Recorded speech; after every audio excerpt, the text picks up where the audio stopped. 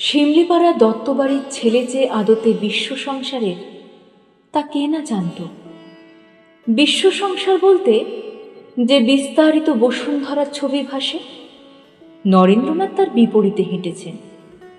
বনবিথিকা ও রাজপথ তাকে হতাশ করেনি ভীরু মরতে মরতে বেঁচে থাকা ভারতবাসীগণ। নরেন্দ্র দেশ দেখতে গিয়ে দেখেছেন স্বজন, বৃক্ষ শাখায় পেয়েছেন ছায়াময় স্পর্শ। অকরুণ পথের ধুলো বারবার তাকে ভালোবেসে বিস্তারিত হয়েছে। সে ধুলো শিকাগোর বরফে মিশে তাকে পরিয়েছে মহিমময় উত্তরীয়। দেশান্তরের উপাসনা নরেন্দ্রনাথকে পুরোহিত মেনে ললাট রাঙিয়েছে চন্দনে, রাজ টিকায়।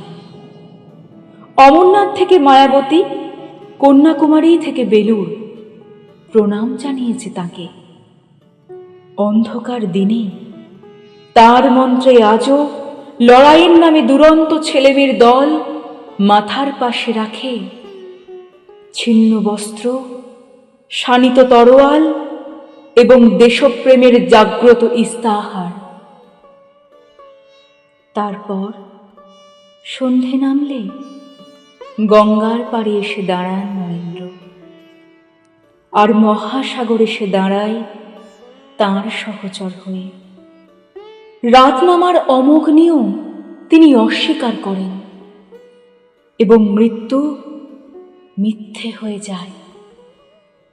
ভুবনেশ্বরী কেবল স্থির জানেন, দেবতা হোম মাধুকরী নয়, তাঁর পুত্রের আরাধ্য ঈশ্বরের নাম ভারতবর্ষ।